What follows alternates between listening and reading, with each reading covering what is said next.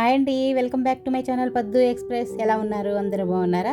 ఈరోజు నేను చూపించబోయే వీడియో ఏంటో తెలుసా?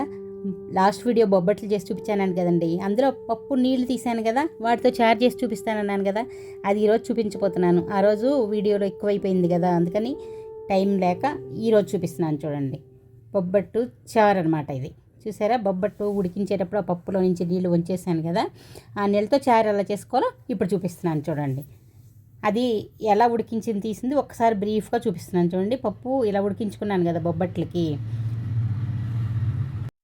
ఉడికించుకున్న తర్వాత ఈ నీళ్ళు ఇలాగ గిన్నెలో వంచేసుకున్నాను కదా, ఇప్పుడు ఆ నీళ్ళతో చారు ఎలా చేసుకోవాలో దానికి కావాల్సింది ఏందో ఇప్పుడు చూపిస్తాను. చూడండి, దానికి కావాల్సినవి ఉల్లిపాయలు, పచ్చిమిరపకాయలు, అలాగే మిరియాలు, జీలకర్ర, చిన్నుల్లిపాయలు, కొంచెం కొబ్బరి, చింతపండు రసం, కొత్తిమీర, కరివేపాకు కూడా సన్నగా తరిగి పెట్టుకున్నాను. అలాగే ఉప్పు టేస్ట్కి, పసుపు, కారం, కొంచెం నూనె. ఇప్పుడు చూడండి, ఒక ప్యాన్ తీసుకొని దానిలో 1-2 స్పూన్లు నూనె వేసుకొని అది కొంచెం వేడెక్కిన తర్వాత అది జీలకర్ర, మిరియాలు, చిన్నుల్లిపాయలు, పచ్చిమిరపకాయలు, ఉల్లిపాయలు వేసుకొని కొంచెం వాటిని ఫ్రై చేసుకోవాలి.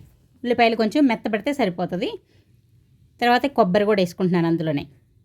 చూసారా, కొబ్బరి కూడా వేసుకొని దాన్ని కూడా కొంచెం తిప్పుకొని లాస్ట్ కొత్తిమీర కూడా వేసుకున్నాను. కొత్తిమీర కూడా అందులోనే వేసేసుకొని కొంచెం వేయించుకున్న తర్వాత దీన్ని పక్కన పెట్టుకొని చల్లార్చుకోవాలి. ఇది చల్లారిన తర్వాత బొబ్బట్లు ఉడికించుకున్న తర్వాత ఆ పప్పు ఉంది కదా, మిక్సీ వేసుకున్నాం కదా, ఆ పప్పు కూడా కొంచెం తీసుకొని దీంతో పాటు మిక్సీలో వేసుకోవాలన్నమాట. మిక్సీలో వేసి పేస్ట్ తయారు చేసుకోవాలి. ఇప్పుడు మనం గిన్నెలో తీసుకునే చారు ఉంది కదా, ఈ చారులోకి మనం మిక్సీ పట్టుకుని పప్పు కూడా కలిపి ఈ మసాలా అంతా వేయించుకున్నాం కదా, ఇదంతా మిక్సీ పట్టుకొని ఈ పేస్ట్ మొత్తాన్ని ఈ చారులో వేసుకోవాలి. చూడండి, ఇలాగా ఇందులో పప్పు కూడా కలిపి మిక్సీ పట్టుకున్నాం. కొంచెం చిక్కదనం వస్తుంది అనమాట, టేస్ట్ కూడా బాగుంటుంది ఈ చారు. అందుకని అది కూడా వేసేసుకొని ఇలా కలుపుకొని ఇప్పుడు మళ్ళీ కొంచెం నీళ్లు కలుపుకోవాలి. మిక్సీ జార్లోనే కొంచెం నీళ్ళు పోసుకుంటున్నాను. చూడండి, ఇంకా కొంచెం నీళ్ళు మనకి చారుకి కావాల్సిన కన్సిస్టెన్సీ వచ్చేలాగా నీళ్ళు కలుపుకోవాలి. చూడండి, ఇవి నీళ్ళు కలుపుకొని చక్కగా చారు ఎలా ఉందో ఇప్పుడు దీనిలో కొంచెం చింతపండు పులుసు కూడా వేసుకోవాలి. చూడండి, చింతపండు పులుసు కూడా వేసుకుంటున్నాను.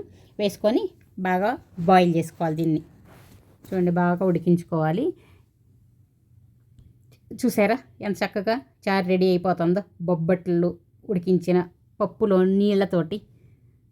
చాలా చాలా బాగుంటుందండి. ఇప్పుడు మన రుచి తగినట్లుగా ఉప్పు, కొంచెం పసుపు, చూసారా, అలాగే కొంచెం కారం కూడా వేసుకోవాలి. కారం లేదంటే సాంబార్ పొడి ఉంటే అదైనా వేసుకోవచ్చు. మనకి మామూలు సాంబార్ కారం ఉంటుంది కదా, అది వేసుకుంటే సరిపోతుంది.